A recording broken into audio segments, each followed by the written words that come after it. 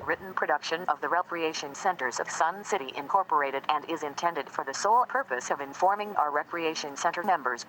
Any duplication, copying, transmission, broadcast, or use, including electronic and social media, is strictly prohibited without the prior written consent from the Recreation Centers of Sun City Incorporated.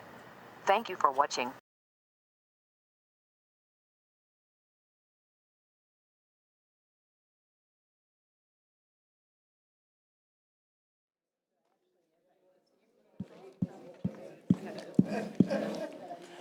Good morning.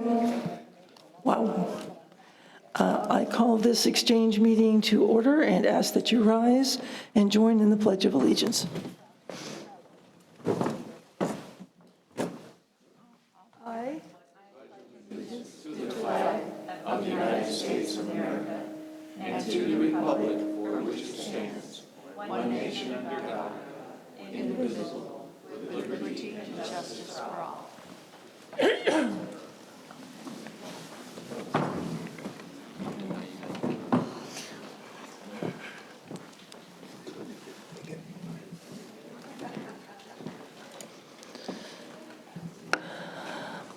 Welcome to the exchange meeting for December.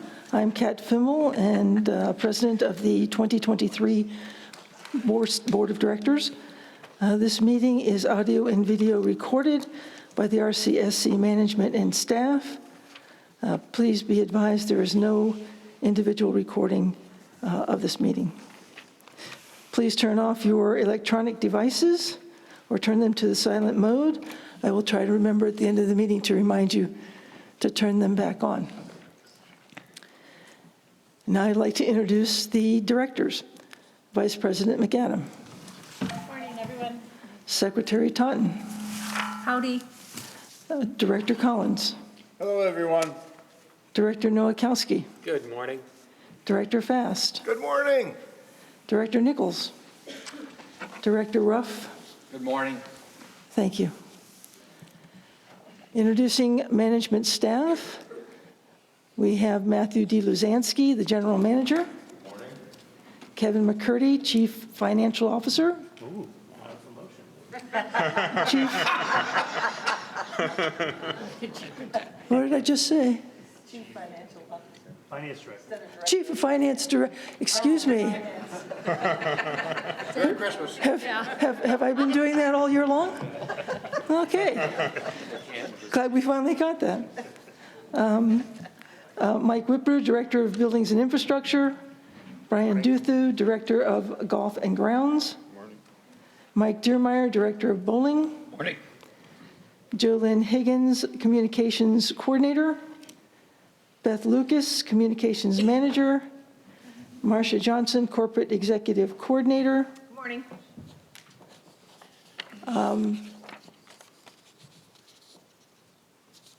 The Director of Events and Entertainment, Mr. General Manager, who do we have up in the booth today? Up in the booth today is Doreen Rafferty. Doreen Rafferty, thank you. Thank you.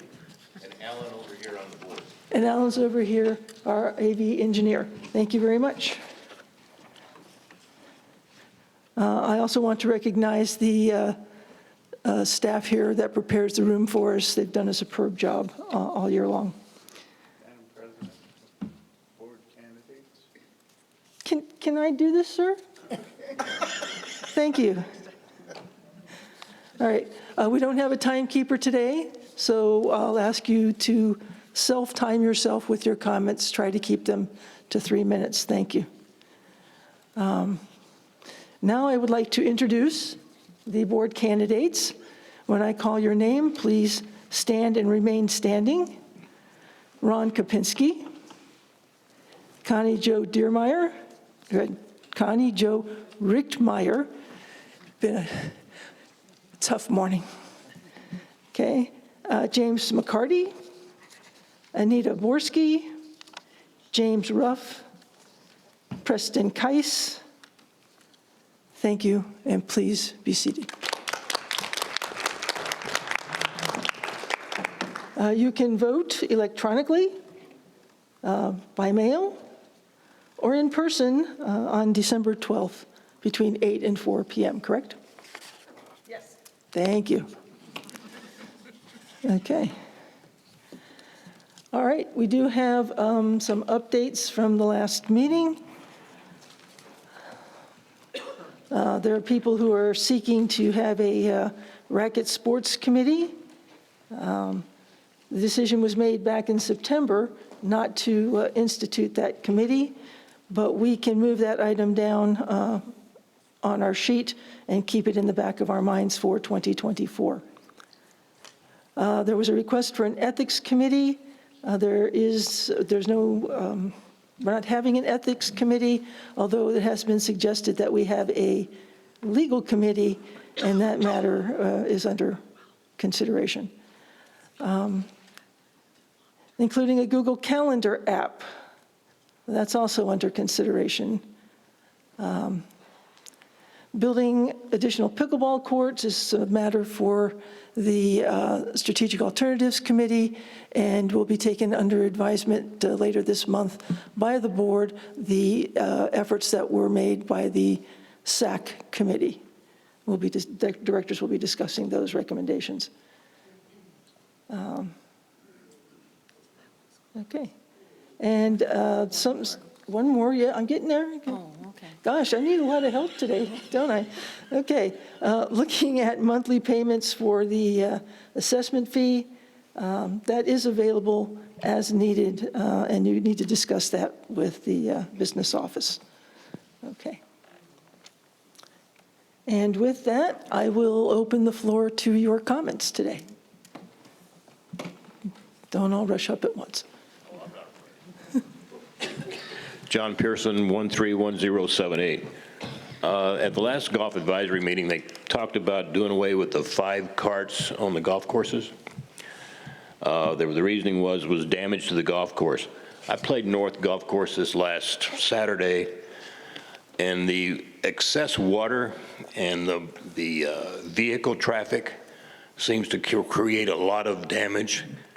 I noticed that at Willow Creek, they're staking off areas of access, areas that they don't want people to go to, which seems to be directing traffic in a direction that's suitable to the golf course. Other golf courses don't have the staking that I've seen. I think that would be a good idea to put it into it. Seems like last summer, the superintendents had said that the 5 carts didn't show any reasonable damage to the golf cart, but now we have that they are. So I'm speaking against having the 3 carts and the 2 carts, and hopefully more golfers will also bring that to your attention. Thank you. Thank you.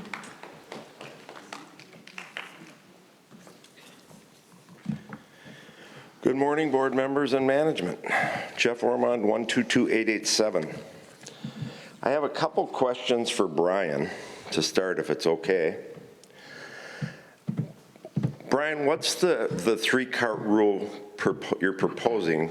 How is it going to improve our courses in aesthetic condition or golf condition? Alan, can you pull up the slides? The issue, if you want to go back to some of the examples, or do you want me to go through the presentation now, Director Collins? I think it would be a good time. Yeah. Is that okay with you, Mr. Orman? How long is it? It's your, it won't be very long, but it's your time, so I didn't. Oh, no. No, if you want to run it. Okay. It'll clarify a lot of questions.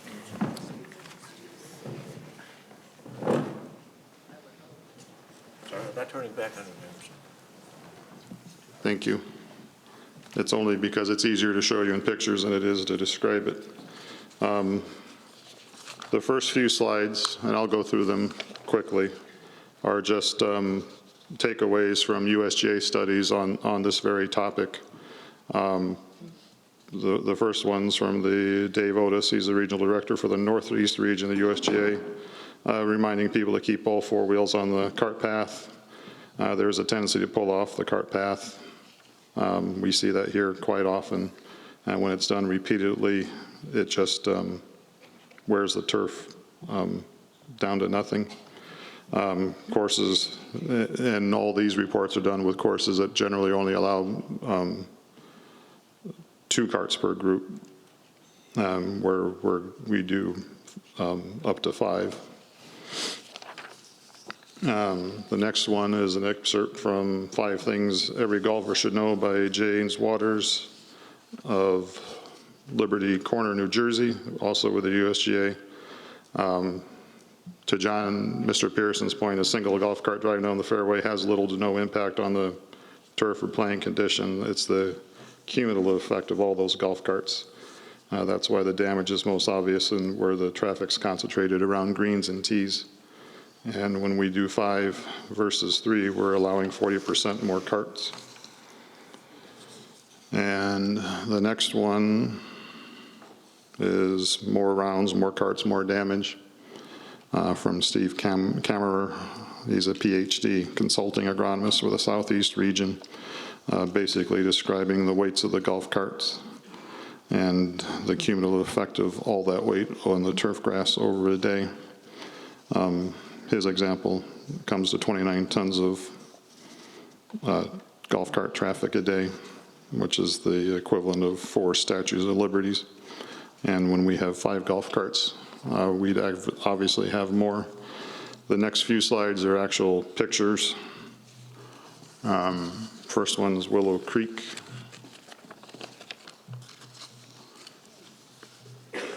That one's not, and as the cart damage goes, that one's on the less extreme side. The pictures from Lakes West are some of the more telling ones. You can see where these are all right off the tee boxes, where first one's a tree, which obviously attracts a lot of attention in the summer when people are trying to stay out of the heat. The next couple are just along the paths and areas where people pull off. What we see with the 5 golf carts versus 3 is the tee boxes get awfully crowded. You have people playing from different sets of tees. People try to pull off the cart path slightly so their friends can get by a little easier, and that creates the wear patterns. The next one's from Riverview, just kind of some more of the same, not as extreme as the Lakes West, but definitive wear patterns. Next one south, some areas right off the cart path where everybody kind of, that's an egress, people are kind of taking shortcuts. You can see the picture there on the bottom left is the example that we're really trying to eliminate. And the last one is Quail Run. Again, not as extreme as some of the other places. Quail Run doesn't quite have the same traffic as the 18-hole courses. Mr. Duthill, I have a question. Sure. This change, is this a change back to the way the carts were operated pre-pandemic? Yes. During the pandemic, in order to keep golf open, we began allowing 5 carts versus 3 so people could maintain their distance. We had set that for a 6-month review. The first 6-month review of the pandemic was still going on, so we continued it. The second 6-month review, we decided to go that we would keep, we weren't really seeing any noticeable damage at that time, so we decided to just go ahead and allow it to go, and without the 6-month review, which was the mistake that I made on my part from eliminating the mandatory review and to let it go to, we'll address it when it becomes an issue, which is kind of where we are now. Thank you. And the one last point I'd make, the areas that I've shown, the only real way to get that turf back is through sodding.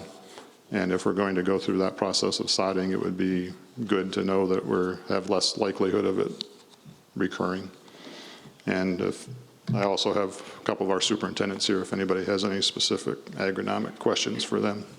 They volunteered to come to speak also. Thank you. Madam President. Director Collins. Brian, these areas seemed around the tee boxes, rather than putting in turf, couldn't we put in pavers or something to widen those areas around the tee boxes? It's certainly a solution. That would be a process on the longer side, but it could be done. The only thing I will say there is when we expand things, then it just seems to push the wear patterns out farther. So it may or may not work, but it would certainly. Thank you. Thank you, Mr. Warren. You're welcome, Brian. Brian, I agree with some of your statements, but most of that looks aesthetics to me, not golf play conditions. Fairways are hurt by golf traffic, but we don't have a ranger system here. We have a volunteer system that's not very well trained. Why are we so against a paid ranger system in Sun City? I don't know how much our course value is, but it's got to be worth 50 million plus. Can't believe we can't protect that with a paid ranger system. So I don't know if management looks at those ideas, but we haven't even come up with a good program for a volunteer system. I mean, this $2 chit thing we have going on doesn't work. You can work in a bowling alley one day at the counter and get free golf. Why don't we give it to our rangers? So I don't know what we're doing, and I'm just up here as a golfer that loves Sun City and loves to golf, but I look at golf conditions, not aesthetics on the sides. You can put dirt on the sides where they drive their carts. It doesn't matter. We're not golfing there. If you want to make it look pretty, I get it. But at the end of the day, wouldn't it be more practical to have people trained how to drive on our golf courses?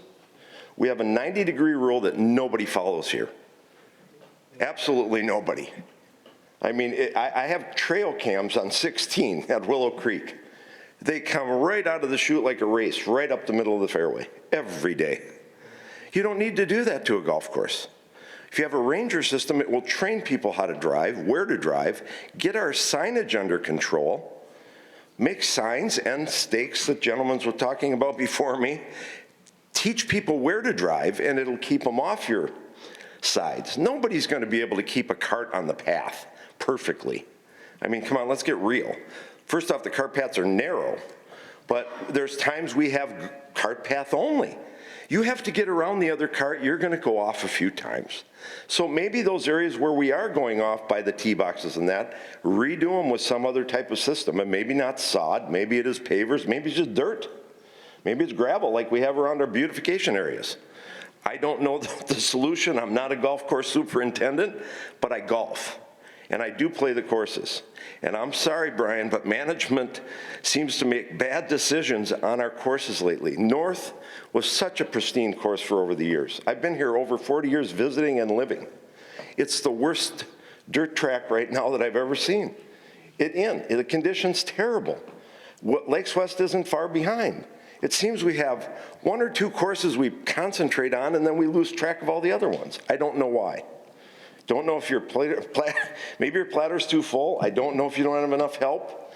But I don't think the 5 carts is the course condition problem right now. I really don't. You can say it is, but I don't think it hurts our course of play. I think it's how people are driving on the courses and our management of the courses and how we control them. That goes along for bike riders. It goes along for joggers. I mean, I have a video of a guy riding an electric bike around the lake on 16 while golf is being played, like nothing's going on.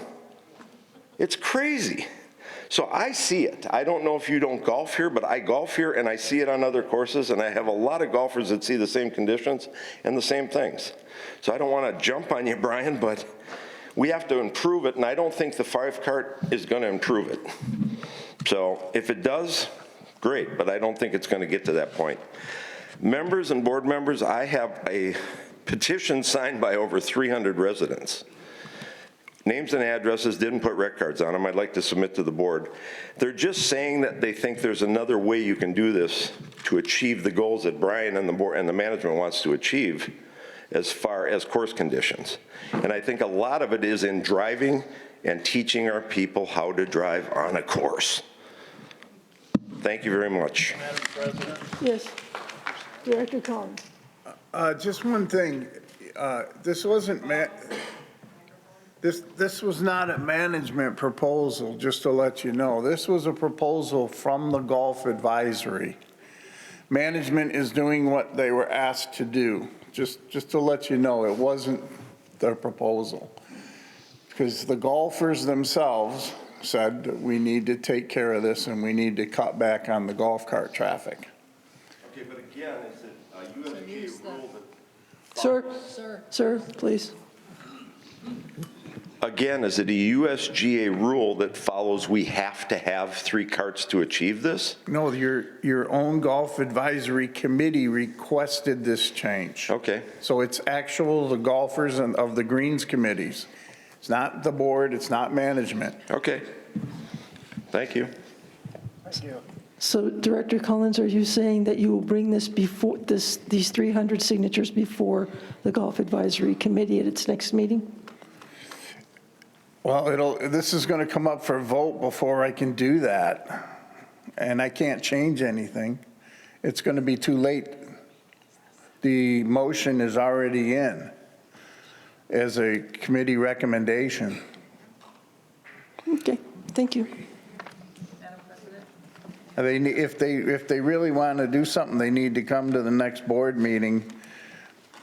Thank you, Steve, Director Collins? Yes. The meeting is on the 7th, okay? It said the 21st, but that was an error. I had put that in the wrong spot, but it is the 7th, so it would be prior to the board meeting, so you could present those to the committee. But I can't change the motion at that point. Director Collins, my question was, would you present it to the Golf Advisory Committee? And Yes. Thank you. Okay. Okay. Harry Emerson, 130678. The 2 gentlemen that previously spoke, we agree on about 99% things golf. As one of the 12-3 voting members of the Golf Advisory, I voted for the move from 5 to 3. And I would start off with a quote from that golfing savant, Chuck Hippa: less is less, more is more. And if you take 40% of the golf cart tires off these golf courses, given the data that Brian has already rattled through, it just has to make a difference. I violently agree with the idea of revamping our ranger program, coming up with a more extensive, expansive paid program so that we can grow these ranger folks that we have out there. I'll give you 2 quick, maybe 3 quick examples. I played, let me think, south on Friday and north on Saturday. North and south got quite a bit more rain than up in the Willow Creek, Union Hills neck of the woods. And I'll just tell you, the pictures that Brian showed for Friday and Saturday just really don't tell the full story of when they were that wet. I mean, there are tire tracks, gouges, all over the place.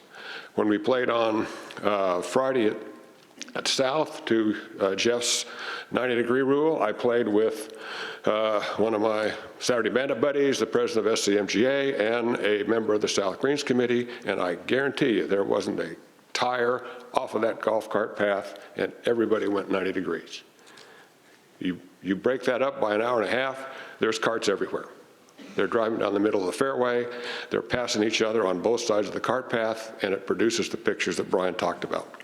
The stakes we put on Willow Creek, which went through our Greens Committee and have generally been accepted, but I will tell you, 2 weeks ago, 2 of those stakes ended up in the water. 2 I picked up off of 17 Desert, and Cal got 2 more off of 5. So that's the folks that we end up, actually destroying some of our government recreational property. If it was my vote, I'd give them a 90-day rip for throwing this stuff all over the place, but that's up to you all. People are voluntarily, in some cases, moving toward the 3-cart thing, but there's 2 sides of the issues, as Johnny and Jeff have said. There are members of the Willow Creek Ladies 18 that are combining carts voluntarily. The president and vice president last Tuesday rode together, one of which I share a house with. Others on the Willow Creek 9-hole ladies have got a petition to go along with Jeff. So it's our committee, when we voted in Golf Advisory, was not a unanimous vote. So it's a contentious issue, but what we're talking about here is, of all the arguments that I agree with Jeff and Johnny, we're talking about more convenience and comfort as opposed to improving the conditions. Thanks. Thank you. Mr. Pearson, did you have an additional comment? Yeah, the pictures that he showed, how much of that damage from the water was done by maintenance? And then also some of the bare areas. I know at Riverview, we got bare areas next to the golf cart that has rocks that grass won't grow in. And that's been that way since the remodel of the golf course. I mean, there was on number 16, I believe, you resided a big area because the contractor had left so bad a rock that it wouldn't grow. And you still see that in different areas on the different golf courses.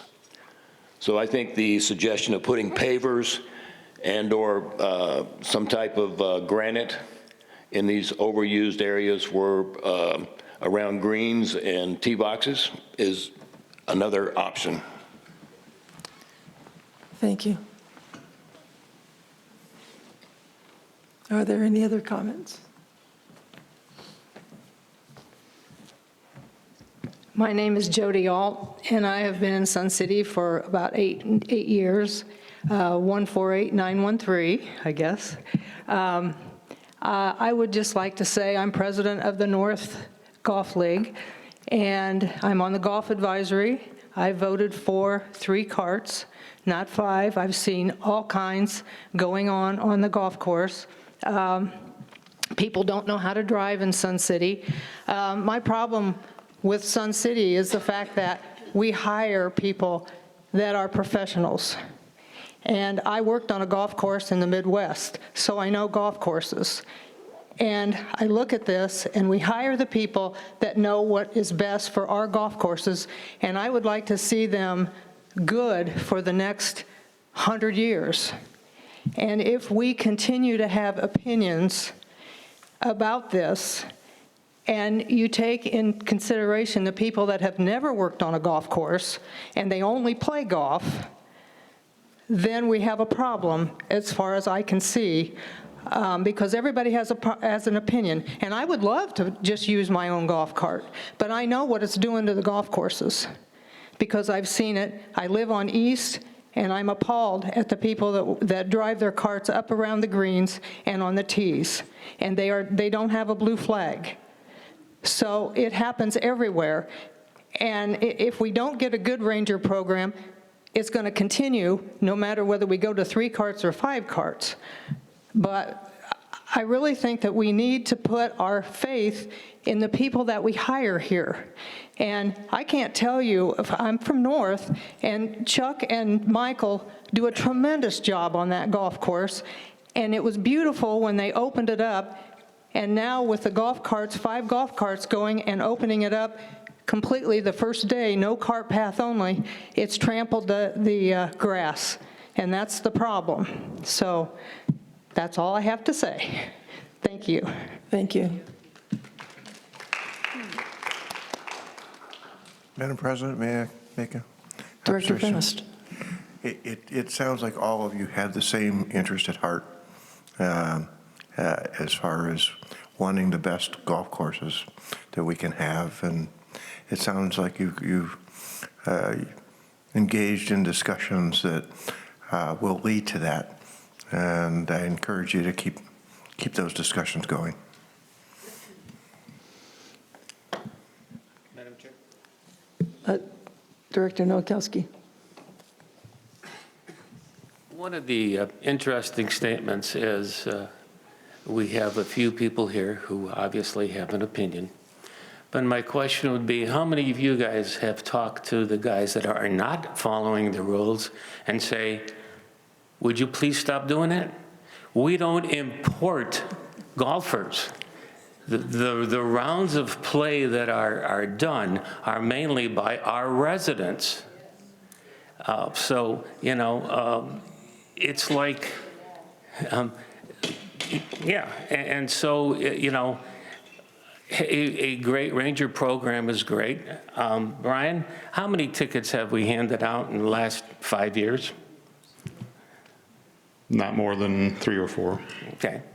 So, yeah, we have a volunteer ranger program, And those volunteer ranger programs are golfers. That's why they're there. So if you're a volunteer ranger, would you go up to your friends and say, hey, you're doing this wrong, I'm going to give you a ticket? Probably not. Well, some do, some won't, you know. Obviously, if we've only handed out 3 tickets in the last 5 years, that program isn't working to the benefit.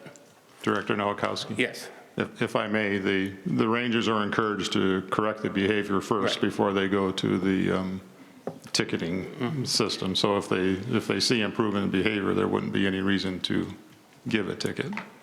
But that doesn't seem to be working, Brian. I mean, they're still doing the same thing. As soon as the ranger's out of sight, what happens? The ranger doesn't know.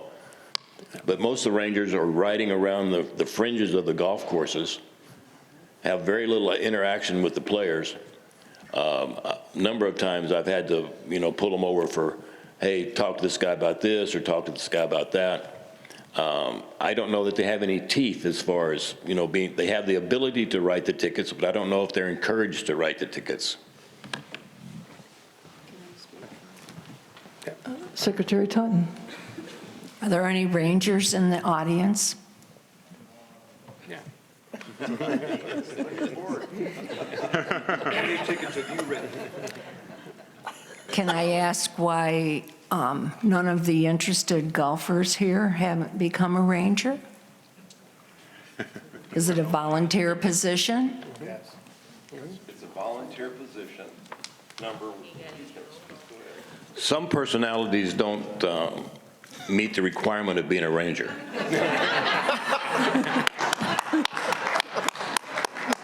Did you want to say? Do we have other speakers?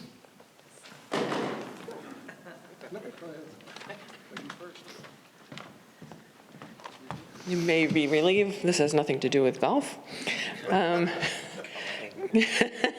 Carol Elder, 152269. Thank you all for doing a rather thankless job.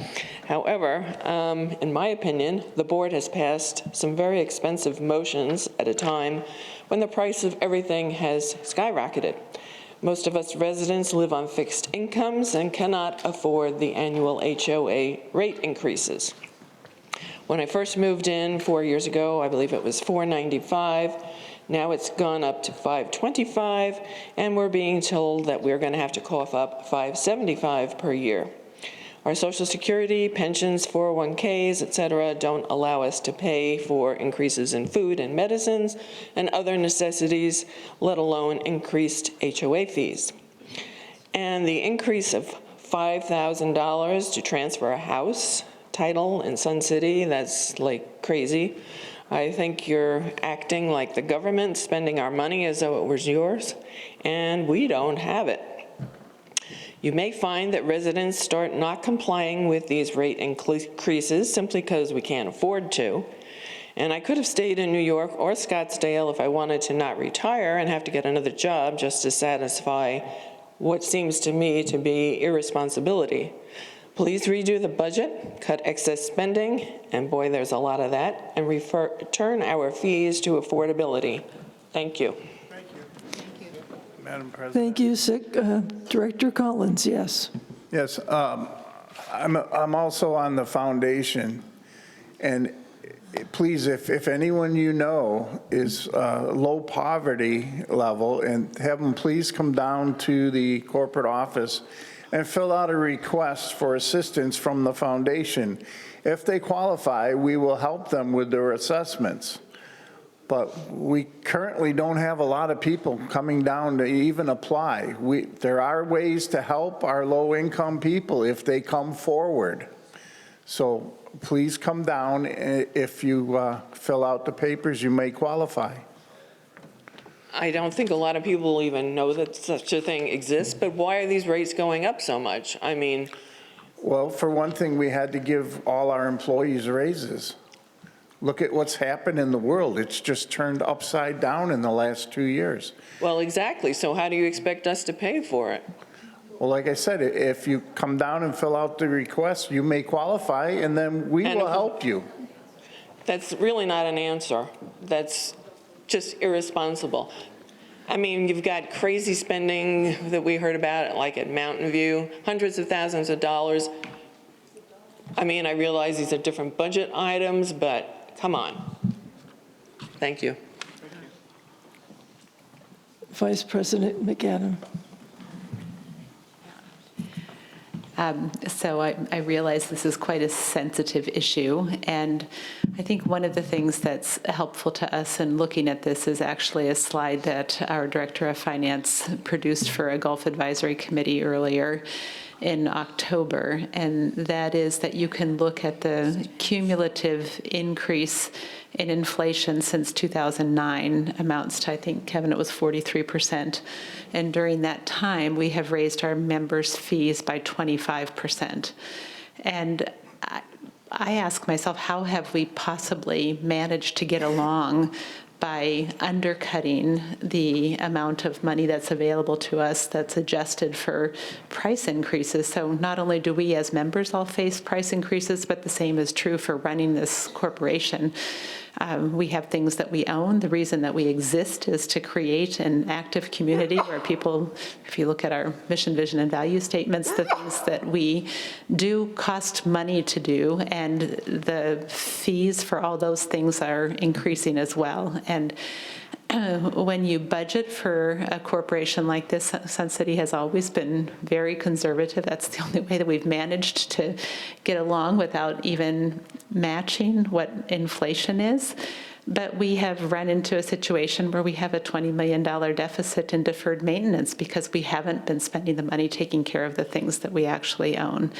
So I guess it's probably small consolation as we're looking at fee increases, but I would also say it's a very measured approach to try to keep our fees as low as possible while continuing to provide the level of services that Sun City does provide and makes us one of the most attractive places in the world to retire. We could cut spending, which would mean either we would continue to add to the number of things that we don't take care of. We can reduce the amount that we spend on maintenance. We can reduce the amount that we spend on restoring old recreation centers. We can reduce the amount of money that we pay to our staff, or we can stop paying our bills. But I don't think any of those things are necessarily attractive, and I think that the $50 increase is actually a very justified approach to try to balance both the idea that we want to provide a certain level of amenities without spending excessively. So I realize we might differ in that, but I think it is important for us all to realize that the increase in member fees has not even kept track with, it's almost half of what the inflationary increases have been over the past 15 years.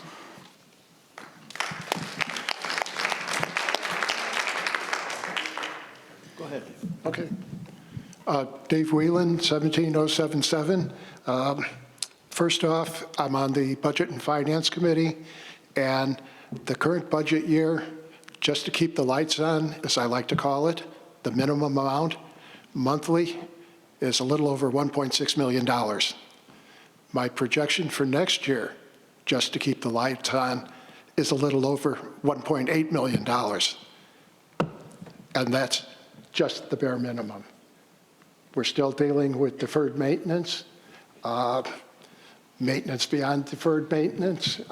That's part of the rolling 5-year plan we're supposed to put together. We're working on it. But that's not the reason I'm up here. I just thought I'd like to enlighten the crowd, shall we say, as to that. Two things. One, the annual meeting last week, I found bizarre, to say the very least. We had the president and the secretary and Marcia on the stage, and the hardest working person there was Marcia. The other directors were what I call hidden in the weeds out in the audience. I'm still trying to figure out the purpose for that. I think I've been attending member meetings since about 2007, and even when we didn't have a quorum, we always had member comments. We had a members meeting with no member comments. what kind of meeting is a members' meeting without the members just getting up and speaking their minds. Number two,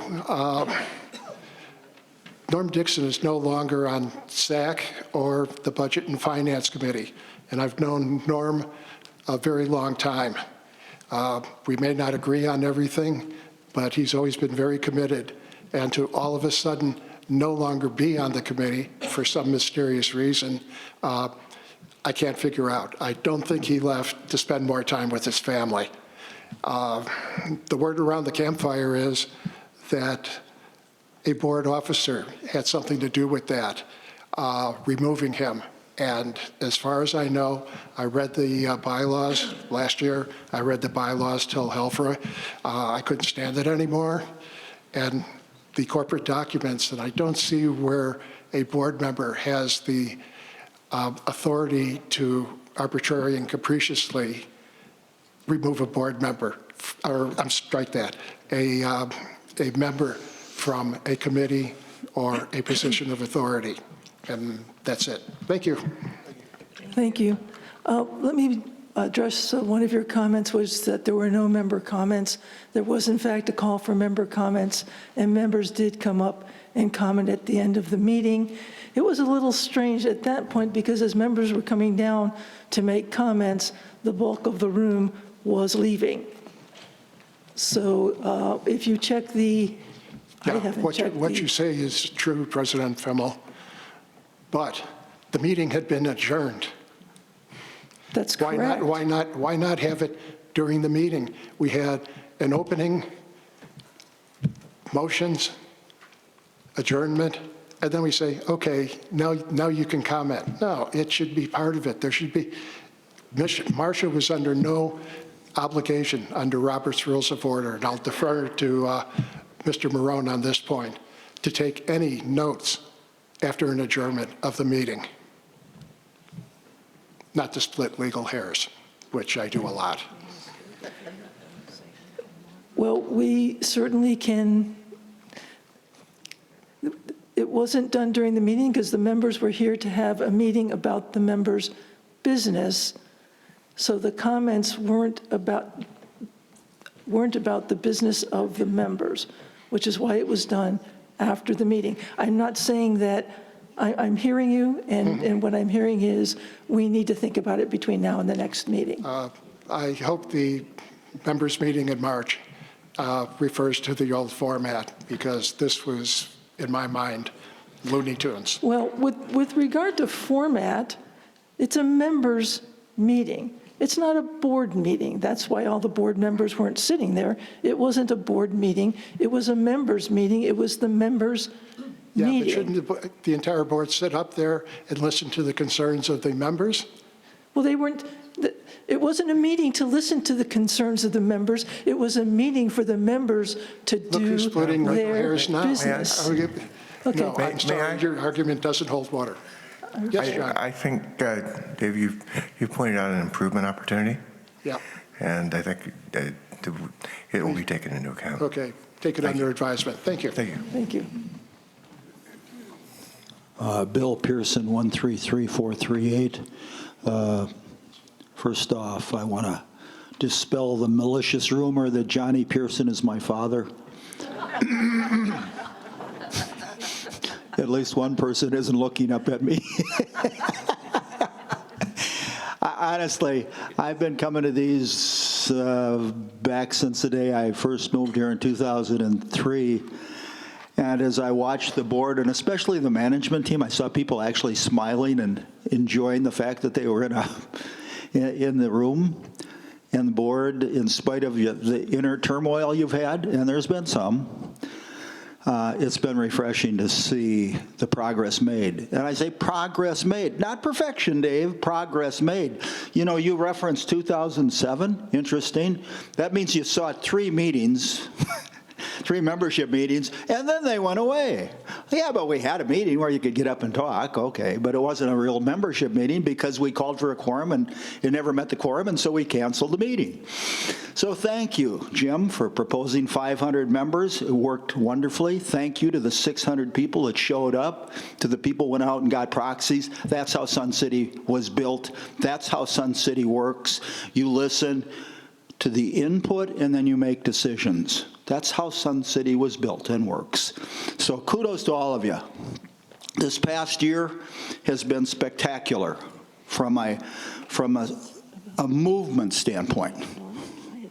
You're moving in a direction. You've got work to do, and I'm hopeful that people that watch this video will go online and vote or show up on December 12th at the Lakeview Social Halls and vote.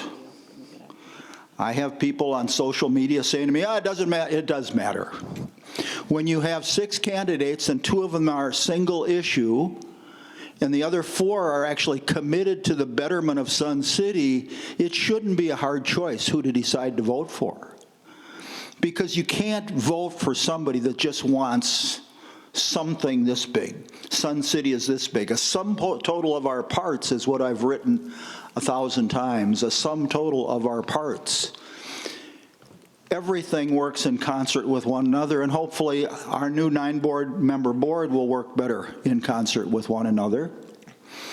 Hopefully you'll gather away from the maddening crowd, so when you show up here, nothing wrong with having differences of opinions. And in fact, I sat up there on that dais and voted against stuff a lot. And the other 8 or 9, 7 board members were fine with it. So nothing wrong with differences of opinion. Just don't make it look like you don't know what you're doing. As far as, and I got to say this with all due respect to your comments, Sun City has spent the last 7 years saying, we're the cheapest. We are the cheapest. We're the cheapest, by a lot. Not a little, by a lot.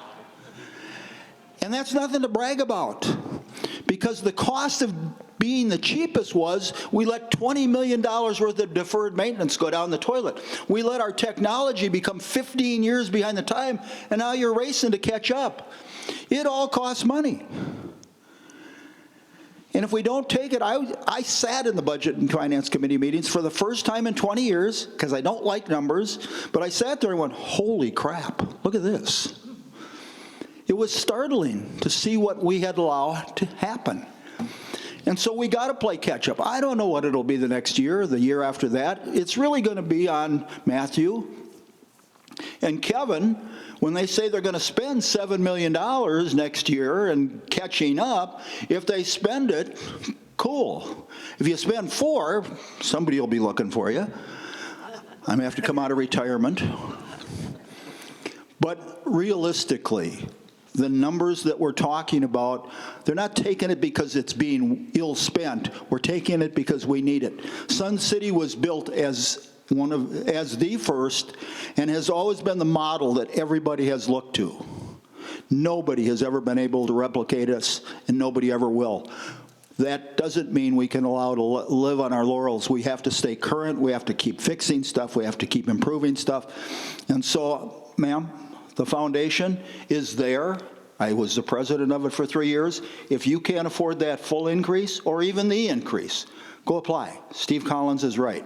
Hopefully, we, the RCSC, will do a better job of promoting it so that when people do get caught in a position where they can't afford it, and there's some that can't, they can help you. Thank you. Thank you. Thank you.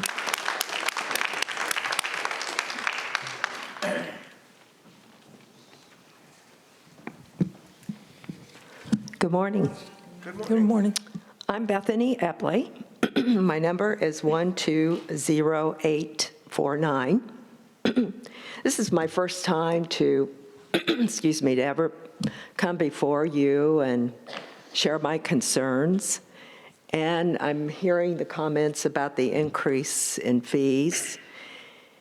And so, you know, I guess I look at it now that, and I'm not just talking about myself, I'm talking about other residents that have shared concerns about this increase. We have lived here in Sun City for 11 years, and we love it here. And just from the feedback that I'm hearing is that perhaps we need better communication, because we need facts. Back it up. What is your case for support to increase $50? I mean, last year it was an increase of 25 plus, and now this year you're telling us $50? Well, what are we to expect? I mean, we need to understand why. Facts. Case for support. And the other thing too, and this goes back, but during COVID, and of course we all have different views on the pandemic. But again, we weren't allowed access to the rec centers. And of course, you know, you were not willing to bend on that as far as having access. And we're still putting out money. But I would just like for you all to really think about that and to share why everybody, you know, all the residents need to know and understand why. Back it up. That's all we're asking. Thank you. Madam President, may Director Fast. I agree. And there's an initiative underway to simplify the financial reporting so that everybody can understand it. I agree, we can do a better job there, and we're certainly trying. The other thing we're certainly trying to do is for a 5-year strategic plan, which Sun City has never had, to put one in place so that members can not only see what the money is being used for, but also where we're going and what steps they can expect in the next 5 years. We've fallen down on that and are trying to pick ourselves up. I appreciate you saying that. And so, you know, how does it get implemented? I mean, where does this actually start, and who makes the final decision on this increase too? I think that needs to be shared in the communication. I agree. May I'm sorry, I didn't interrupt. This year we did it very differently. In the past, management came and said, we need this, this, and this, and there was a one-day meeting. This year, there was the full involvement of the Budget and Finance Committee over numerous meetings going through the details. Now, that doesn't do you any good, because unless you go to the Budget and Finance Committee meetings, you're not going to see what's there. So your point about communication is well taken. But I would also add that before the motion was brought up for the budget, there was a full discussion by Director McCurdy of what the budget entailed. And you can go back to that meeting, October's meeting, and look at the recording, and you'll have an opportunity to hear where all of this information came from. It's available to every member. Okay. Secretary Totten. I just would like to add that we realize that communication is a problem, has been a problem. We have a general manager who is working on that. I submitted, and a motion was accepted to recreate an outreach and communication committee. I would love to have you sign up to be a member of that, and any other members here who have a special interest in communication. We've felt that there are times it's lacking. Other times we're told that we send out too much, and people don't read it after a while because there's just too much. So as we move into the new year, communication is in our minds. That's good, and I do appreciate that. I think, too, when it comes to communication, it's where are you putting that communication? I mean, you can really simplify it by being factual and explaining why we are having this increase. But where are you putting that communication? Because you want to reach as many residents as you can. Not everybody is savvy on the computer or the website. So what are other ways that we could improve upon that? You sound like I did last year. Okay, good. So next year, perhaps you might consider running for the board. No, I don't think so. In the meantime, I believe the general manager has a team, a communication team together. My committee is going to be working along with them. So those questions hopefully will start to be answered. Good, thank you. Madam President. Good morning, my name is Janet Curry, 155488. I'm not as eloquent as Bill Pearson, so I'm going to read what I want to say. First, I would like to commend and congratulate you for the hard work that you and others did during this summer. I think you made great progress, especially with golf. Kudos to Kevin McCurdy for bringing forth straightforward and easy to understand financial information. That may be the most single important thing that I think kind of changed the direction. And I welcome our new manager, general manager. I think you'll do very well. It's been nice to be able to read the minutes and watch the meetings online. There were certainly many of them. I've been gone, I can appreciate your comments. I've been gone for 6 months, and I feel I understand things really quite well. But I had to be proactive. I had to watch the videos, read the minutes, read the Sun Views, all those sorts of things. I would like to share my thoughts today regarding Mountain View. I think we need to move forward. You have heard from many members, some more vocal and persistent than others. I see some obvious givens that should be part of the project. A resort-style pool and spa, probably, outdoor spa, additional pickleball courts, and a theater of some type. Other thoughts that come to my mind are indoor pickleball courts would be nice, but I don't think we can afford that at this time. Hopefully in the near future when we get our financial house in order. Lawn bowling. There are 7 lawn bowling courts, lost my space, yeah, between Bell Road and Mountain View, but none in Phase 3. I think the lawn bowlers in Phase 1 can utilize an improved court at Fairview, as well as the others that are more centrally located, and eliminate the one at Mountain View. However, I watched the member meeting yesterday, and I'm not quite as strong in that as when I wrote this. A performing arts center is needed now. People ask if we should spend over $13 million on that. Yes, we should.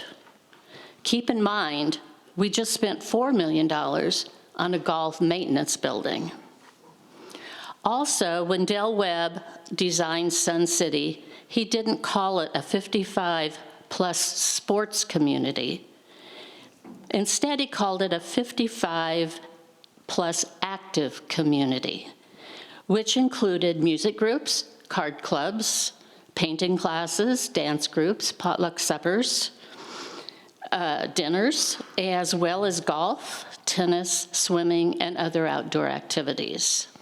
A community of 30,000 needs a variety of venues, such as theaters for concerts, art galleries, libraries, etc., in addition to sports facilities. Please note, I am not using the terms world-class, state-of-the-art, or wow factor. I think RCSC can build an attractive, up-to-date, serviceable rec center for our members within a reasonable budget. About parking, keep in mind that the state regulates the number of parking spaces for very good reasons. Even if we are granted a waiver, can the neighborhood streets handle the additional traffic? And how many of us want to drive around a parking lot for 5 minutes to find a place to park? I live near Lakeview, which is only a couple of years younger than Mountain View. I would love to have an updated recreation center there, but we can't afford to do both at the same time. So let's move ahead with Mountain View. You've taken the time to have a committee of members study this. Now you should get the professionals involved to help you make your decisions and move forward. Thank you. Thank you.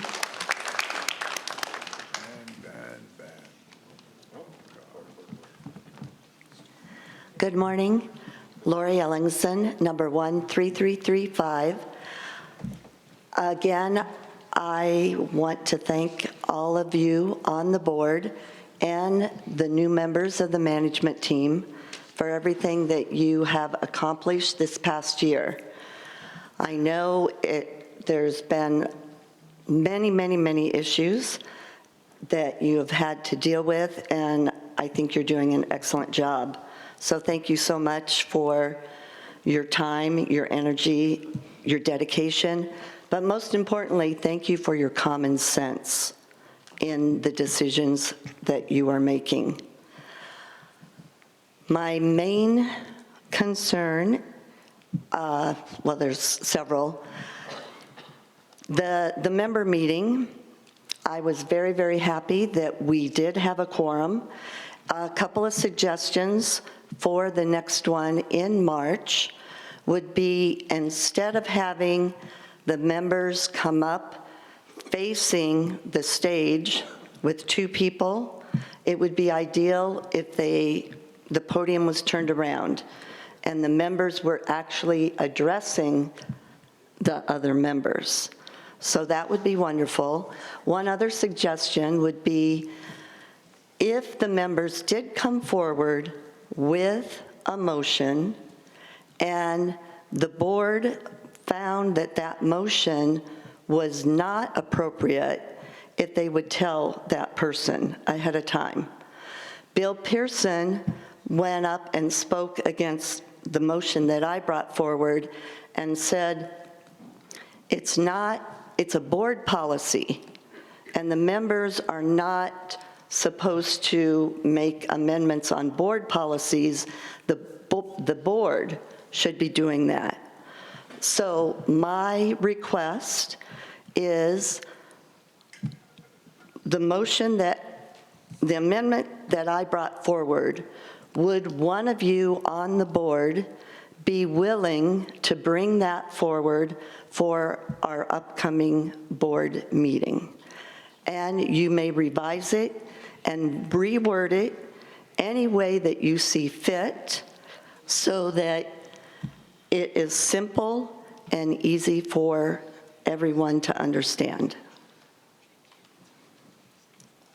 Are any of you willing to do that? I'm sorry, that was a question. Yes. Let me try to answer that question in this way, and maybe Mr. Ruff or Ms. Totten can comment, but we are undergoing a review, again, of our bylaws and policies, and certainly what you're saying could be considered when the bylaws and policies are again being reviewed. As you may remember, they were reviewed previously, but that action was not passed, and so now it needs to be reviewed again.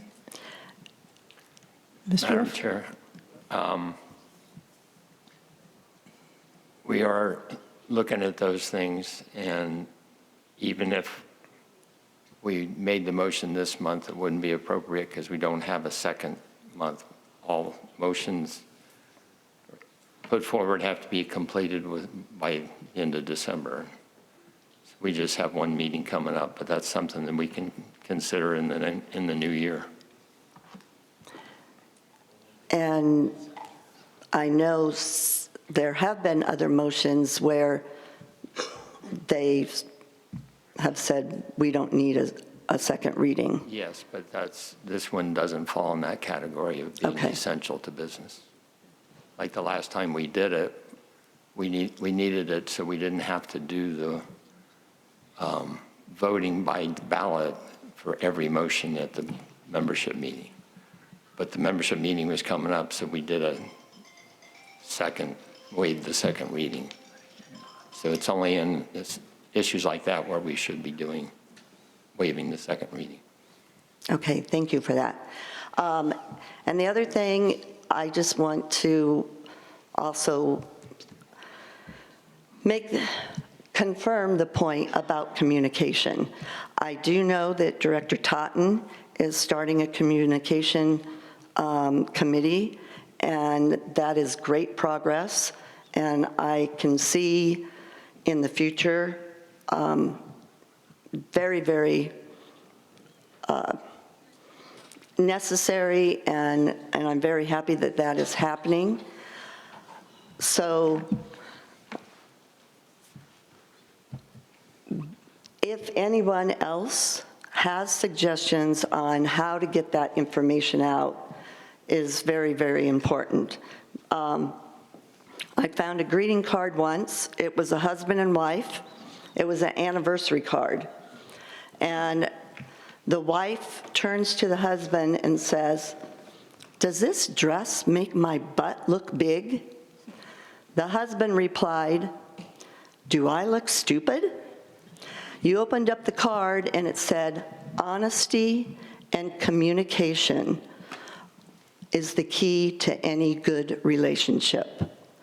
And that is what we as members in this community and as the board members and as the management need to follow.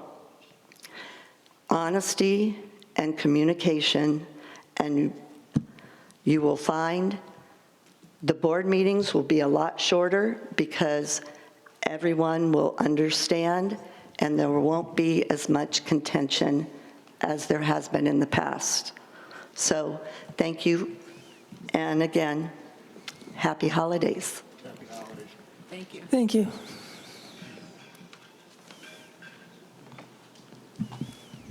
Ben Roloff, 12663. I hadn't intended to speak today, but there was a couple of items came up today of historical interest to me. And you know that I've commented in the past a little bit on history. First of all, golf carts. For the first 12 years of Sun City's history, 1960 to 1972, we had little golf paths, and the number of carts that were allowed to get off the path was zero. Zero.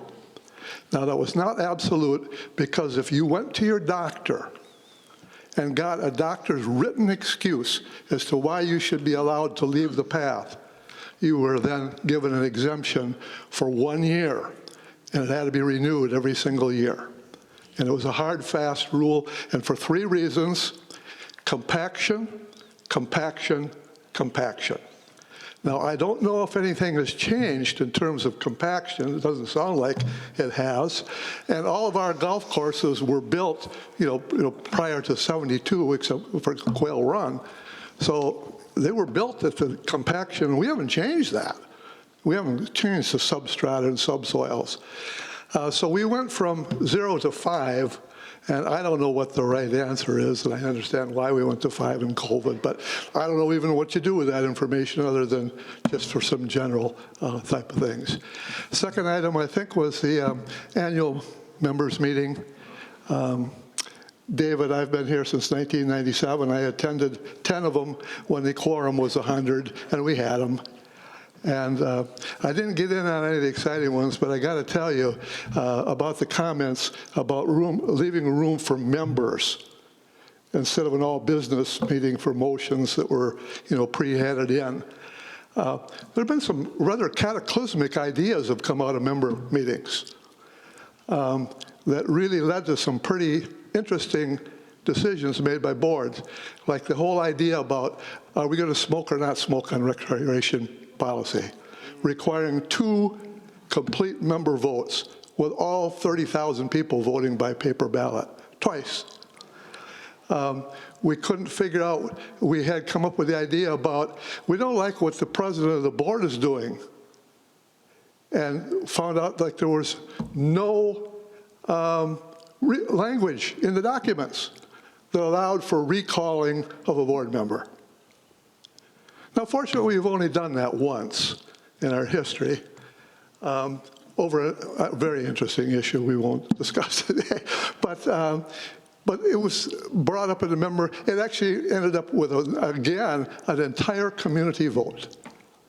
There was a membership meeting that came up like, I'm not sure even like what's happening with Inspirata Point with all the new apartments at over at Royal Oaks in terms of the type of fees that they are paying, like a one-time fee to become members.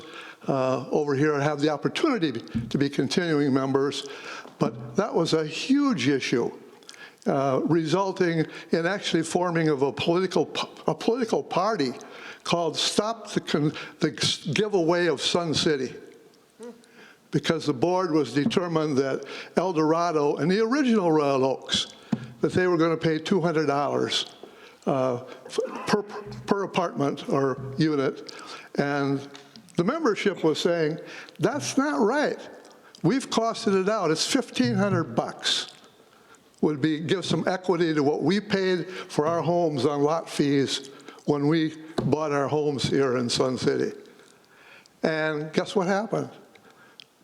The board overruled itself, rescinded their motions and went. So those are just some of the examples of just topics that have actually come out of those membership meetings that got legs, got some momentum, went forward, some action was taken that has lasted and impacts all of us who are living here today.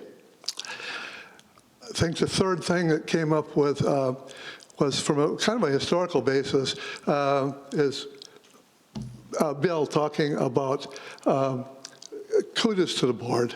Honest to goodness, this is so refreshing to come to a meeting where there's a pleasant exchange of ideas, that the board listens, the management listens, we respond to each other, we respect each other's right to be wrong, and we move on. So thank you so much for your openness. And the fourth is an unashamed plug for some history and for the museum. We at the museum were invited to take part in the rebirth ceremony of Viewpoint Lake. And the rebirth, because the first birth was the first weekend of October 1968, a year before Lakeview was built. The lake was built and it was open for good reason, Ryan knows.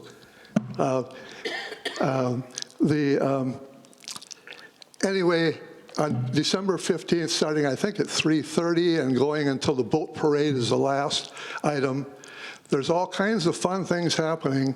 But one of the things which I don't know if it's going to be a highlight, but my good friend Bill Pearson and I are going to team up and we're going to share the history of that lake, and along with some strange, unusual things that were happening in Sun City at the same time. We've got some terrific stories for you. And we're going to do that in 2 sessions. You can get yourself a nice ice cream sundae, compliments of the RCSC. Join us. And I think we're going to have a really good time. It'd be really nice to see so many people out there for that grand reopening. So thank you for listening. Bye. Madam President? Thank you. Madam President? Director Fast.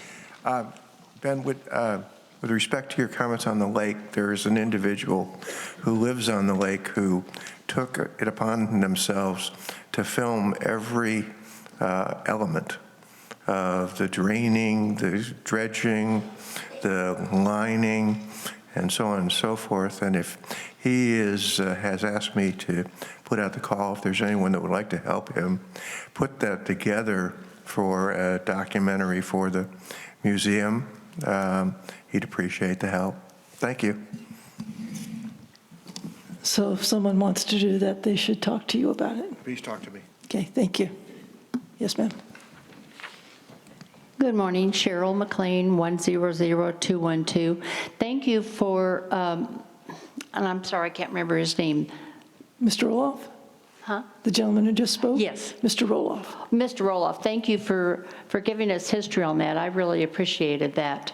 And I do think this meeting, I do like the exchange. I've been to some of the meetings where the people will speak and the board is silent, and I liked the back and forth. I appreciate that. So, a few things were mentioned. I had not planned to speak, but I'm just speaking on what I've heard today. First of all, ma'am spoke about a transfer of property. Now, my understanding, if you sell your home and immediately or within a year purchase another piece of property, you do not pay the transfer fee. Is that correct? So that is one thing that you said. And as far as the $50 increase, somewhere I had heard, and maybe it was something I do read next door, there was a discussion about how you could have money taken out every month from your account to put toward the increased fee or toward the fee. And over 12 months, the increase is $4.16 a month. So I don't know if, somewhere I read somewhere that this was under consideration, that you all were talking about that? Is that correct or not? I may be reading something somewhere else. But that is something, if you could work out with your bank to have your $475 taken out each month, that just seems like it would be so much simpler than, when I get a bill and it's $475, I think, but if you have that taken out each month, that might be easier for some people. And someone spoke about not hearing about the foundation. I have heard it many times, but I try to come just about to every meeting. And that's one way you keep communication open, is by coming to each of the meetings and not coming to one meeting and think, well, I haven't heard about that. Well, if you came to more than one meeting, you would hear more about things. And the pandemic is over. And I think having it be brought up about what happened during the pandemic 3 years ago, I don't think there's any advantage of doing that now. Yes, maybe we didn't get to use the facilities during them, but it's over. Let's move forward now. And as far as communication, during the yearly meeting, I thought there was communication. I got up and spoke during it, gave my opinion, and then at the end, after the meeting was adjourned, I got up. Yes, maybe people were leaving, but I still spoke. So that's what I have to say. Thank you. Thank you. Thank you. Milt Lebsack, 130662. These meetings are always interesting and bring up other points and other viewpoints that I may not have considered. Good morning, by the way, and I'll try to be more polite than maybe I have been in the past. I think the board's doing an excellent job of communicating and listening to people, and I am pleased with progress that's being made on deferred maintenance on a variety of projects. I've heard numerous comments at this meeting and at many other meetings. There are a lot of people who have very good ideas about where to spend money. And at the same time, have very strong ideas about reducing costs. Those two are contrary to each other. I think people need to realize that. My major comments now are regarding future expenses. And the major future expense to me appears to be the Mountain View project. I've been here for 8 years, and it's been going on and on and on and on. And I agree with everyone who has said that the project needs to move forward as soon as possible. I've seen various presentations of the apparently 4 designs. There's only one of those that makes any sense. That's the one that's designed by the architect and has gone through studies of the committee, has gone through cost studies, has proposed an actual design outlet framework, which makes perfect sense to me. The other 3 plans are very definitely skewed toward the pickleball club. I am a member of the pickleball club. I have played pickleball here for 8 years. My observation is that there are the talk of data-driven, to me, has not included some very important facts. I would like to know how many of the pickleball members play at Marinette as opposed to Mountain View. I've played at both places. I play primarily at Mountain View because that's where it's closest for me. My impression over the last 8 years is that the tournament players, the serious players, everyday regular players, for the vast majority of time, play at Marinette. The players at Mountain View are a group who plays primarily recreationally. I believe that the architect's plan to add additional outdoor courts, possibly covered courts, makes a whole lot of sense. As far as indoor courts are concerned, in my estimation, the only way that indoor courts should be considered at all is to modify the courts at Marinette, where the tournament players, the serious players, the everyday players play, that those courts, if there are to be indoor courts, they should be modifications of the existing courts at Marinette, because that's where the club is located, that's where the vast majority of serious players play, that's where the tournaments are held. I don't think that should be moved to Mountain View. I think it's very appropriate to have one center that's geared toward tournament and serious players, and another that may be geared more toward recreational players. So I am very strongly in favor of the architect's plan to move forward as the framework for the design and construction of the Mountain View project. Thank you. Thank you. Thank you. So, Milt, maybe I can just answer the question you were asking about the pickleball numbers as opposed at the 2 centers. And I just would lead off with the caveat that we don't have a lot of confidence in the numbers at Mountain View. We know they're underreported because in order to play on the courts, you don't have to go through a monitoring station. So it's dependent on people remembering to find the sign-up sheet and sign their names.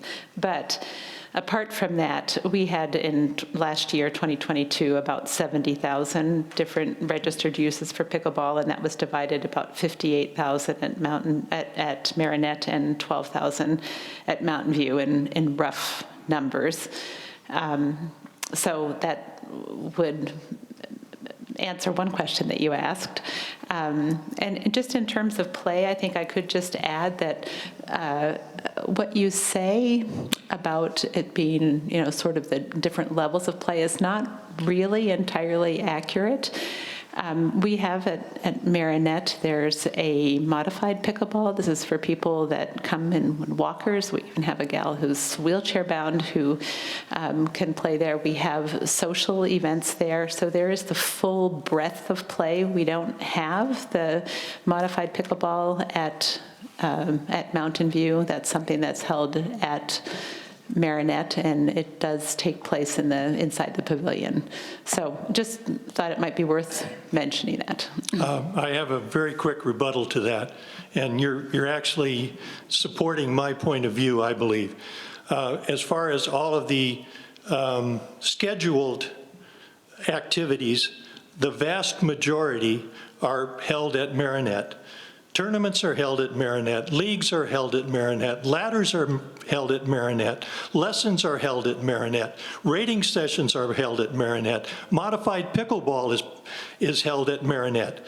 So if there is any intention whatsoever of having indoor courts, it should definitely be at Marinette and not at Mountain View.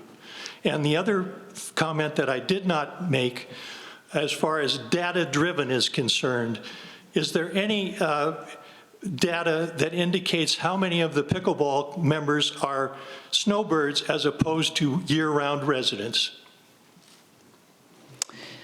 So what we do have is data that shows the monthly usage, which somehow is a little bit of a reflection on how many people are here during the summer months as opposed to the winter months, but we don't have any way to track exactly, partially because it's a definition problem. Who is a snowbird? Are you a snowbird if you're gone for 4 weeks or for 8 weeks or for 12 weeks? What happens if you come back in July for 3 weeks to play in the middle? It's not a number that's easily defined or able to be tracked. But we do have monthly numbers so that we see what's happening. But I just want to mention one other thing about Mountain. One of the reasons that these things don't happen at Mountain View is that there are only 7 courts there, and that's not enough courts to be able to hold a ladder or to hold a social event or to hold modified pickleball. It just doesn't offer enough space for that, which is one of the reasons why those things historically have always taken place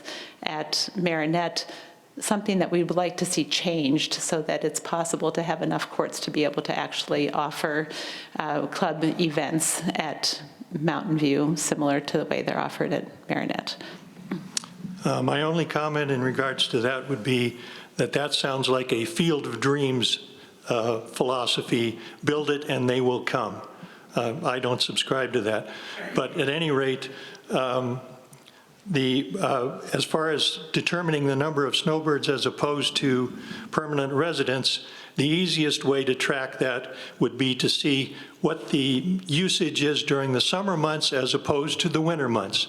That would tell you pretty much what the usage is and where those players are playing at Marinette or at Mountain View. And in the summertime, since Marinette is the only one that has enclosed courts, granted that they're not air-cooled indoor facilities, but I would venture to guess that the vast majority of summer residents, year-round residents, play at Marinette and do not play at Mountain View, and I think that's the way it probably should be and should continue to be in the future. Thank you. Thank you. Madam President. Director Collins. I understand what the gentleman is saying, and the one issue when he brought up that the enclosed should be at Marinette is if we go with that plan, there will be no pickleball for however long it takes to do that whole project. So you would virtually shut down pickleball, so you might as well get another place to play while that one is being done if you're going to go that route. You can't just shut down the entire area where everyone plays.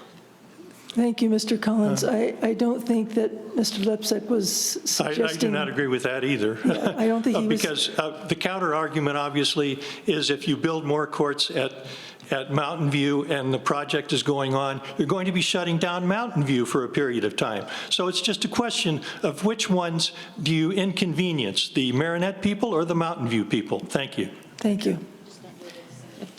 Do we have... thank you, ma'am. Please, come. Go ahead. Good morning. My name is Chris Tracy. I don't memorize hardly anything anymore. 1, 2, 5, 5, 6, 7. Sun City is getting a great reputation for holiday events.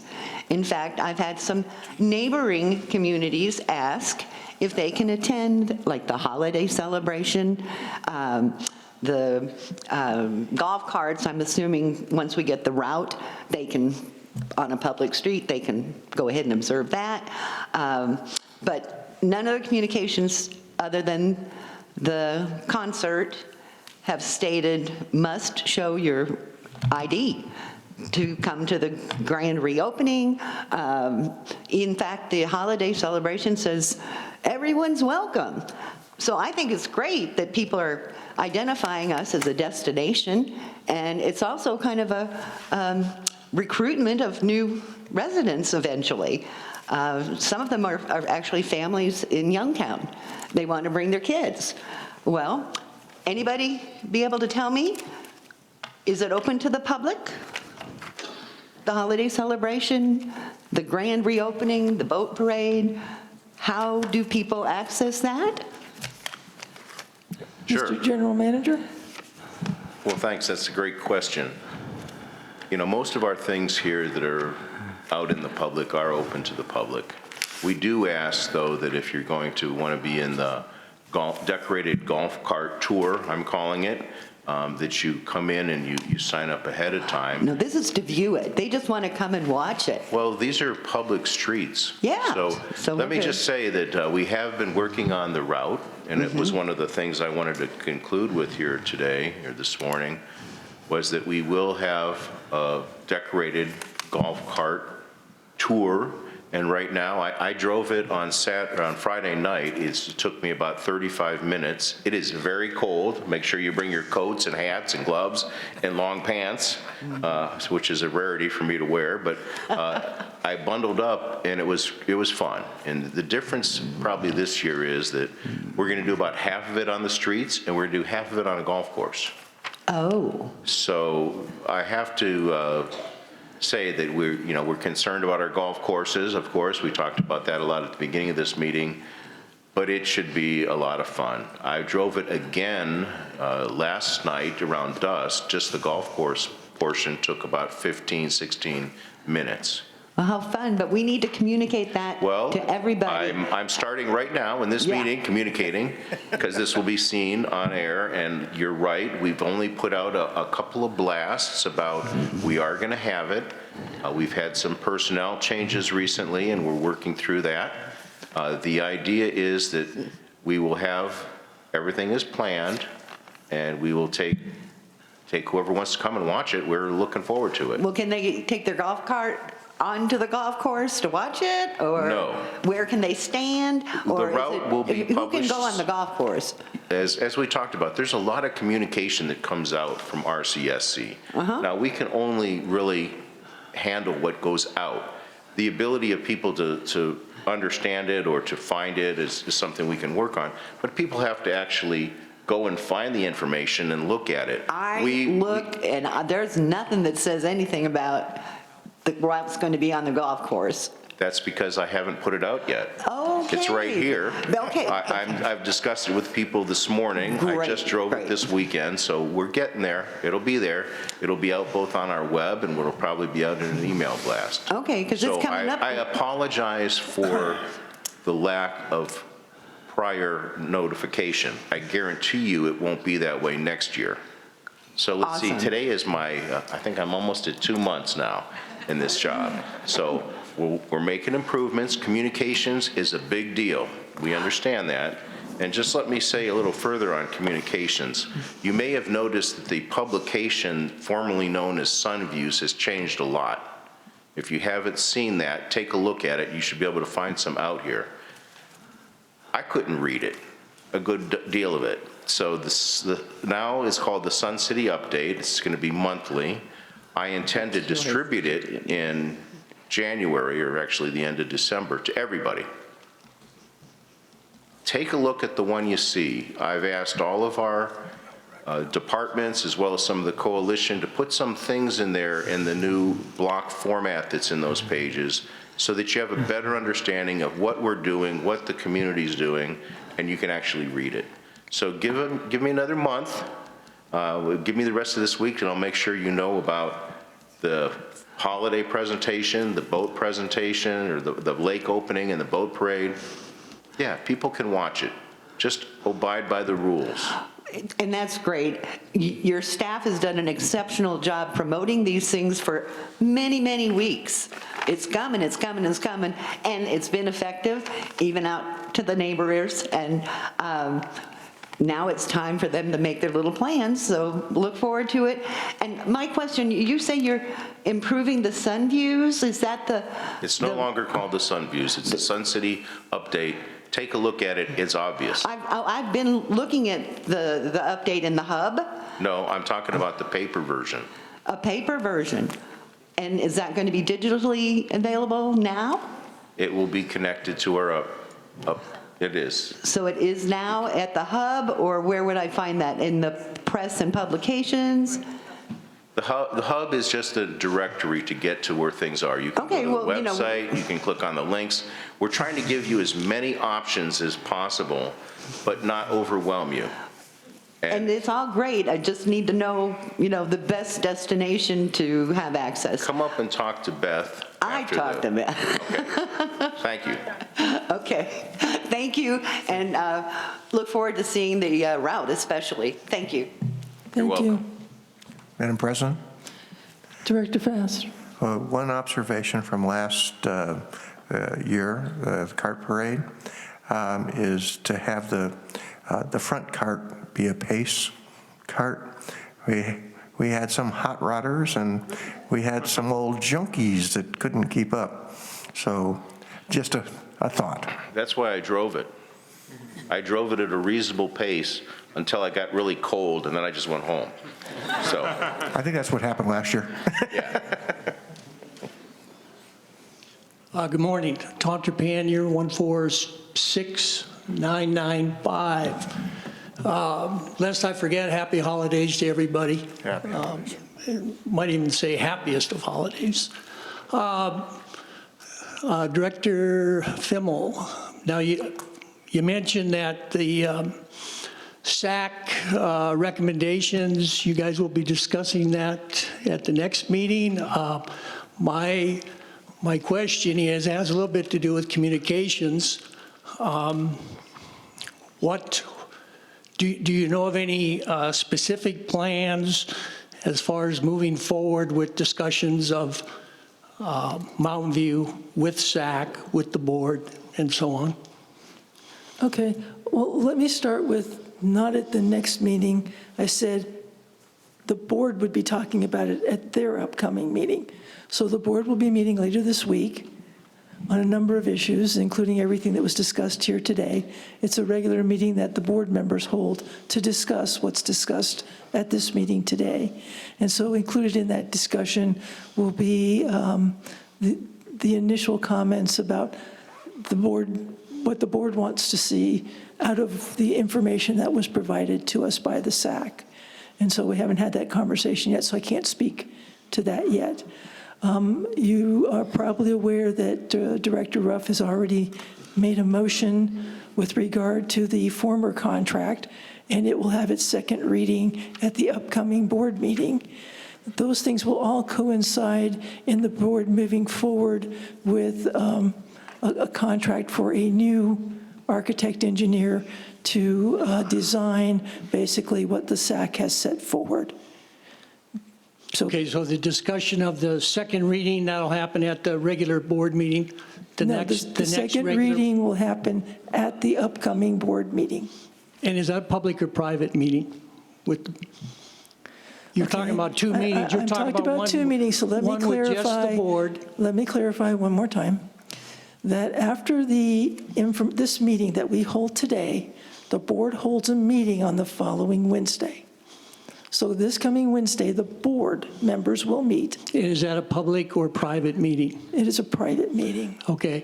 Will there be any information presented about what your discussions are before the next public board meeting? Will there be some information presented to the members in some fashion? I think the potential exists for that, since we're going to be discussing. I want to be careful what I say here, because it actually may fall to the new board in 2024 to begin that process. What we're doing at the next upcoming board meeting is discussing the end of the former process. So I'm not sure that there would be anything presented at the upcoming board meeting that would be related to, because that agenda's already been set.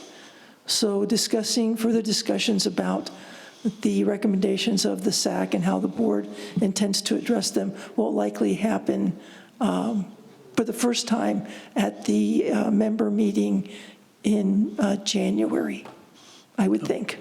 Okay, thank you very much. Yeah, I've been spending a lot of time just following the some of the business and discussions and so on in meetings, and attended some of the meetings. My other comment maybe has to go with what the lady mentioned. Well, a couple things. You know, the foundation, sometimes people, they don't want to go ask for money. I mean, they're just pride and respect and so on. So I think that's always something could be dealing with. The other thing, you know, in regards to the $1,000 and also the $50, you know, I did some math a while back on some of the old numbers and some of the old collections revenues, and but I went out 15, 20 years, and I think there was actually it might have been the long-range planning that I think did a 7-year thing on finances for the next 7 years. But anyway, in my calculations and thinking about things as far as building, construction, it just seemed like there was a lot of money. A lot of money. And maybe I'm wrong, probably I am. But I, to this point, I haven't really been convinced, as was mentioned. I'm not going to argue about, I'm not going to argue about should we be doing this or not doing this. That's not why I'm here. Why I'm here is for a suggestion, and that is maybe management with the board. I think a 5-year plan's great. I think that's great, and get that out there. I think the finances for next year, great. I mean, you know, the information's there. But why not for the members have something put out for 10 years, possibly 15 years? I know it's not, you know, you have the caveat, obviously, of, you know, this is subject to change. You know, it's not set in stone. I think the 5-year plan sounds like you're kind of going towards that. But not set in stone. And, you know, really, to try to make it simple, just have a page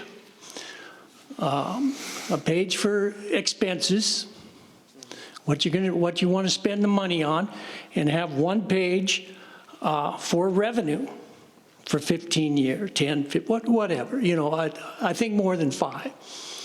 And have it out there and make it easy, because when I've researched this, I've had you know, I forget, it might be in some minutes from long-range planning. I forget where it's at, and it's hard to find. That 7-year thing, I went back and tried to find it. I couldn't find it. I couldn't find it. But if you just had 2 pages, and front and center somewhere, I think it would be good information for a lot of members to see it, to actually see, those expenses for that period of time.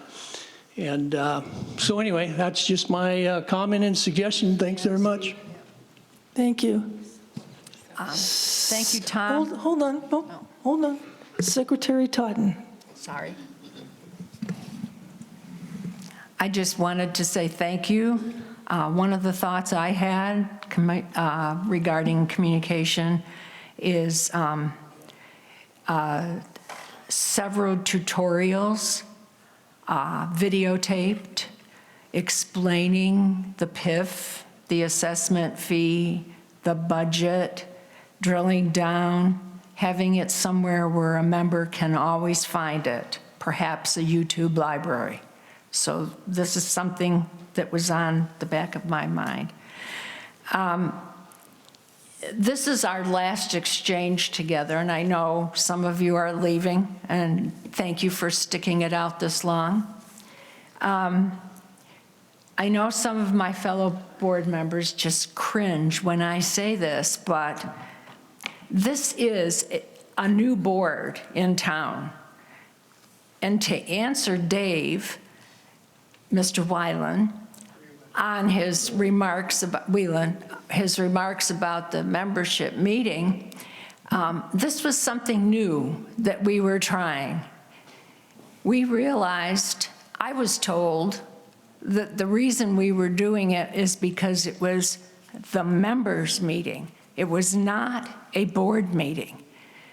And so I liked the idea of turning the podium around to speak to the membership. It was announced ahead of time that if you were interested in making a motion, you could. If you remember, that hasn't been done in how many years? Until we changed the quorum and other verbiage regarding the membership meeting. For so many years, it was, do we have a quorum? No. Meeting is adjourned. Well, technically, the business section of the meeting is adjourned, but the membership still has the right to speak. And that's what we tried to do. After the motions were done, then the business meeting was adjourned and the audience could come forward. I would just quickly say, too, that many people came up to the podium and had comments to make that were not necessarily part of the business meeting. So they weren't precluded from, no one was precluded from speaking when they came to the podium. Vice President. Yeah, so I would just like to, I just pulled something up under the RCSC website and just want to let you know that when you talk about budget numbers and making information available and transparency, there are all different levels of ways that you can do that. You know, the Budget and Finance Committee actually does a, gets a 30-page Excel sheet that has 40 lines per sheet. And I'm guessing that most of you probably don't want to look at that.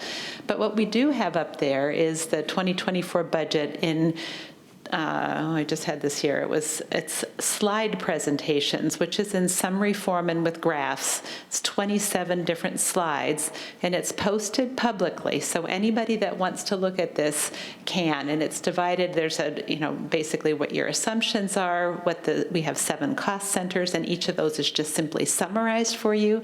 So please do feel free to look at that. You'll be able to see what proportion of the what we have been calling a carry forward are we planning to use in the 2024 budget. That information is all available. That's probably still more information than the average person wants when you say it's 27 slides, but it's done very, very nicely and with graphic presentations so that you can actually have a look at that. And it's posted to our website. If you go to RCSC minutes and meetings, and then you get to the Finance and Budget Committee, you'll find it called, I think, Budget Timeline. I'm not sure exactly what it's called, but I just found it in a space of just a few seconds here. So if anybody wants to see how to find that, I'm happy to show you afterwards if you'd like to have a look. Are there any other first-time speakers? This is my second time. Go ahead, Jen. Okay. Yeah, a couple of things. In terms of a long-range plan, I think it's really good, whether it's 5, 7, 10, 15. The only caution I would say is let's not have it be exclusively about finances. Now, yes, the finances have to be tied to it, but there might be some goals that don't require involvement of the Finance and Budget Committee.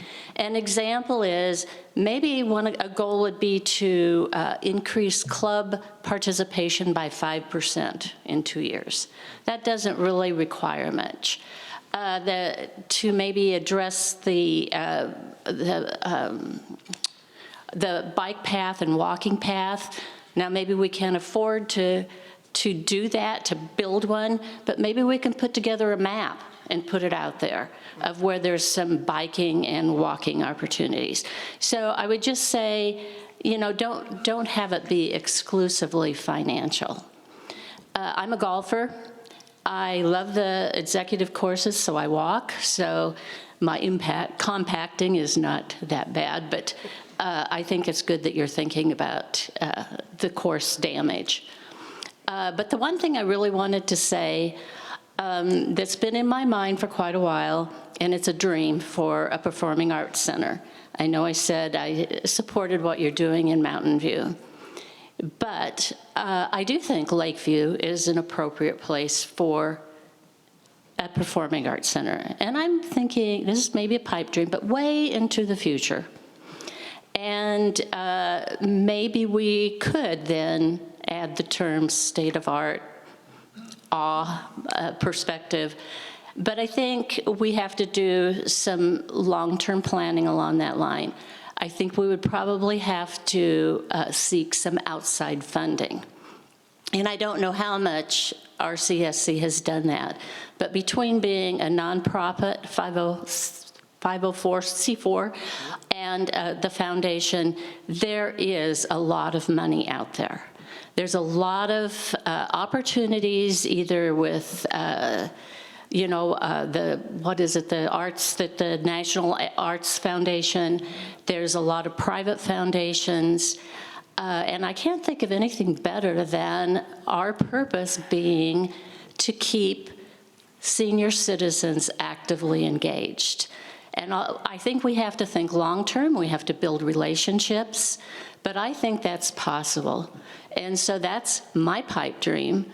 And so if there's any way I can help along that line, I am volunteering my time. Thank you. Thank you. Are there any other comments? Mr. Whelan. Well, Dave Whelan, 17077. As Jules Whitfield said in Pulp Fiction, permit me to retort. I thought of a line from a song in the 80s which said, the Godfather lawyer, he makes you an offer you don't understand. The members' meeting. You did not define when you opened it that this was just the business portion. And when it came to after all the motions were acted on, you said, barring anything else, the meeting's adjourned. Bang. You didn't say the business part of the meeting is adjourned. Once you said the meeting is adjourned, you might have noticed there was a huge wave of humanity getting up and leaving and talking. My turn. And there were people who did step up to the microphone. I couldn't hear it. And I just think that if you want to go down that path, I think you should identify at the next member meeting that there are two parts to it. There's the business, and then there's the everything else. Madam President? Oh, Mr. Whelan's still speaking. Go ahead, John. I think, as we've all said, improvement opportunity, and it's kind of like the pace cart. You learn from experience, and the experience was that it wasn't an intentional effort to cut off speech. It was a kind of an unintentional lack of communication, maybe up front, which you're pointing out, and I think the way we need to address that is to make sure that it's noted for the next one that folks, at the beginning, there's a business portion, and then there's the, like you said. So I think it's well taken. Good. Now I have a rhetorical question. If there are no member motions submitted for the next annual meeting, and everybody attends, we have a quorum, but there's no business, is it adjourned? I mean, I think Madam President, may I? Yes.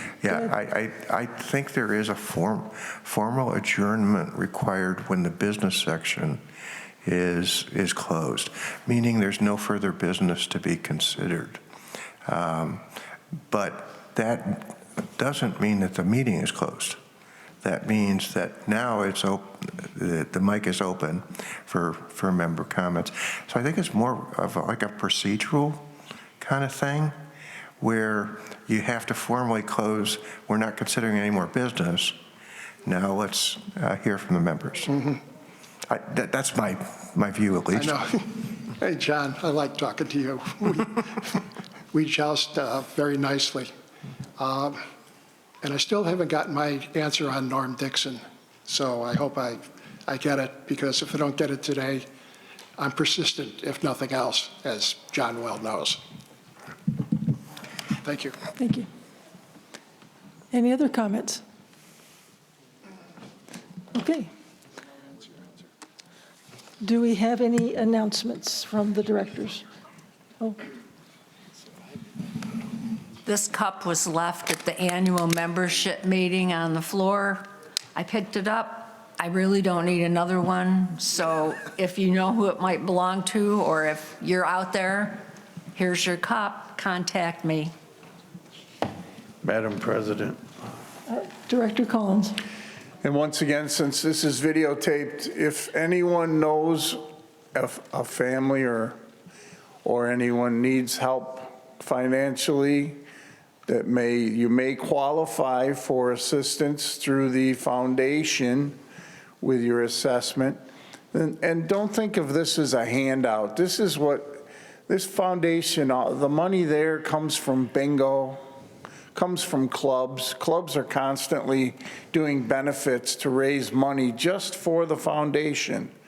So it's not a handout. It's something because you live here, and Sun City has made its reputation on being a sharing and caring community throughout the years. And this is a way that we help each other. So please, if you know someone, have them come down to the corporate office and see Marcia and fill out the documents. They can actually access the form online. They don't even have to go to the office. Good to know. And along those same lines, the foundation is a highly confidential organization. And again, also on lines of the Sun City Foundation, it is time for Santas for Seniors, and we hope as many people as can will participate in that process. Friday is the last day. I'm sorry, Marcia? Friday is the last day for it, just FYI. Friday is the last.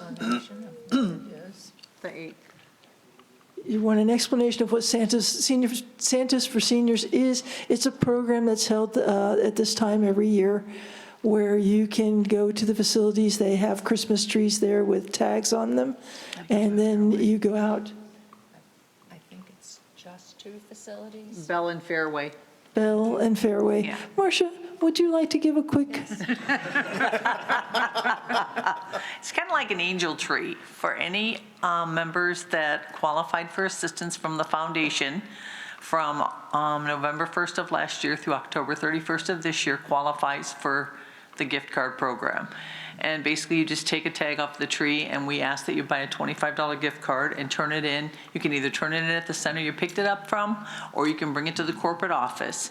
And then Friday is the last day, and then we will sort them out, and the directors will deliver those to those members the week of the 15th.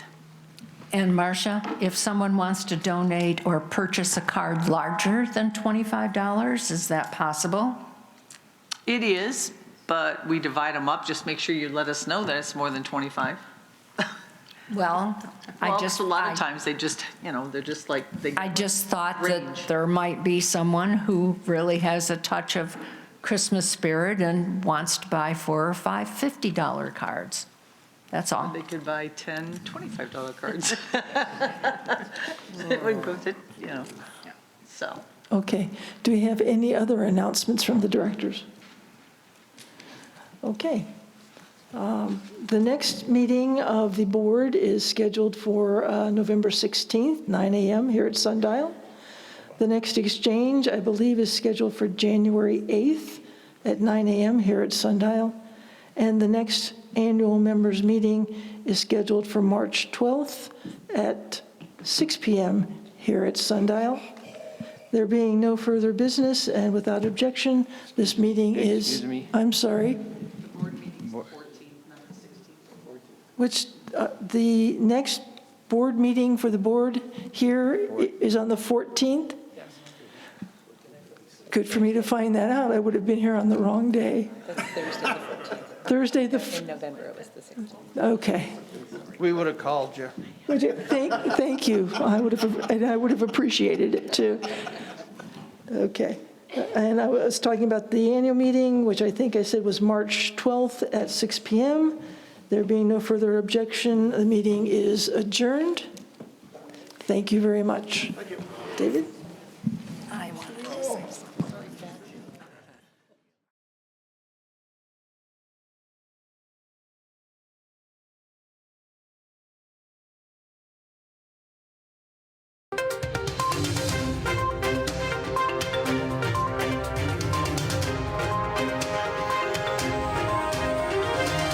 This is a copyrighted production of the Recreation Centers of Sun City Incorporated and is intended for the sole purpose of informing our Recreation Center members. Any duplication, copying, transmission, broadcast, or use, including electronic and social media, is strictly prohibited without the prior written consent from the Recreation Centers of Sun City Incorporated. Thank you for watching.